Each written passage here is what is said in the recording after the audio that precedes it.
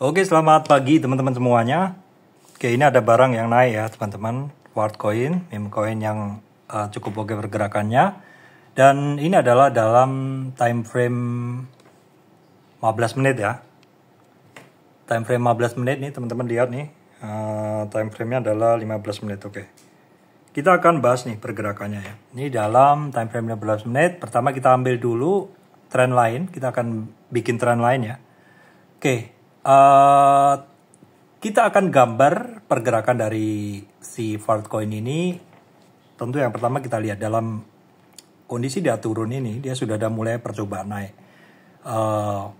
Suatu barang yang turun, kita tulis resistannya adalah di atasnya ya. Jadi cara menggambarnya adalah resistan di atasnya. Dari mana resistannya? Resistan digambar dari dua titik ya. Dari dua titik. Coba kita hubungkan titik ini ya dengan titik ini boleh, atau di sini boleh. Semakin banyak titik itu terhubung, itu adalah semakin valid dalam pembuatan trend line. Baik, kita ambil gambar atau garis seperti ini, kita hubungkan. Nah, ini kebetulan dua titik bisa terhubung ya. Kita akan teruskan. Nah, sebenarnya cukup dua titik kita udah bisa bikin. Kita kecilin dulu seperti ini, kita pakai yang paling kecil.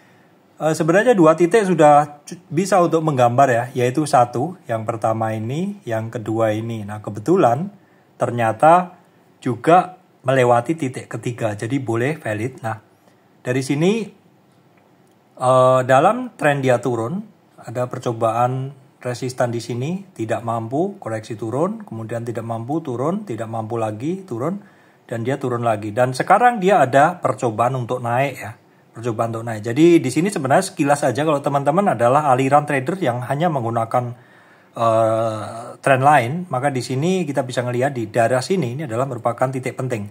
Nilainya adalah di sekitar 1366 kalau misalkan saya bawa ke sini 1366-an ya.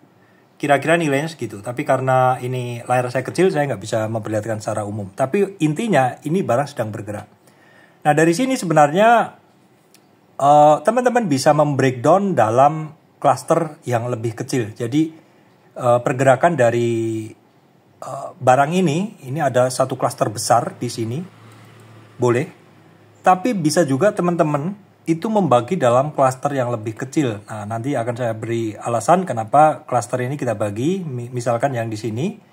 Ini cluster yang akan kita analisa dulu. Kenapa? Karena di cluster besar belum terjadi breakout. Ya, untuk mendapatkan gambaran yang lebih detail, teman-teman bisa menggunakan cluster yang lebih kecil. Cluster yang lebih kecil, kita juga bisa bikin tren seperti ini. Nah, ternyata di sini lebih jelas ya. Ternyata di cluster yang lebih kecil ini, kita bisa mendapatkan gambaran dari pergerakan tren si Worldcoin ini secara lebih jelas. Kenapa lebih jelas? Karena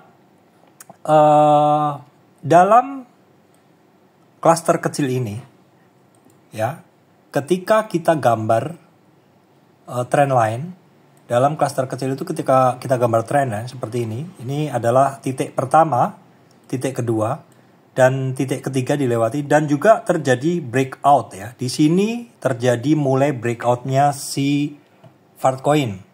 Jadi di dalam trend atau di dalam cluster ini, yang lebih pendek dari yang cluster besar tadi, yang ini, ya, ternyata kita sudah bisa ngelihat breakoutnya si Worldcoin. Nah, apabila teman-teman pengguna Fibonacci, seperti ini, kita ambil Fibonacci.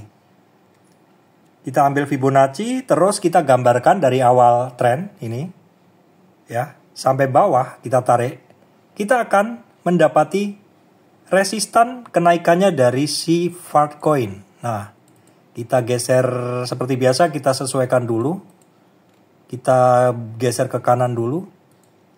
Nah, seperti ini kita bisa mendapatkan resistan dari si Worldcoin di mana saja resistan-resistan pentingnya si Worldcoin itu. Nah, di sini ini swing high. Ini awal tren turunnya. Turun sampai swing low di sini.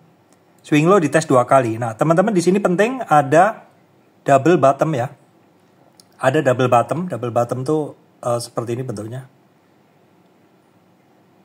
Jadi ada low, dites lagi low, ternyata dia tidak jebol. Ini adalah pertanda bagus. Dari bond, resistan pertama di 13.000 berhasil dilewatin. Resistan pertama di 13.000 berhasil dilewatin. Sekarang mau resistan kedua di 13.400.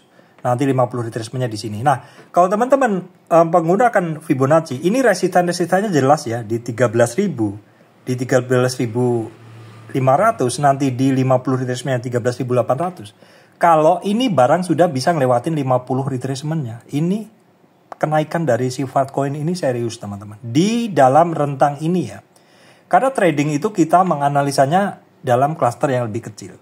Nah, nanti misalkan dari sini 13.500 breakout, kemudian 13.800 breakout, teman-teman ganti klasternya yang lebih gede, ya, klaster yang lebih gede.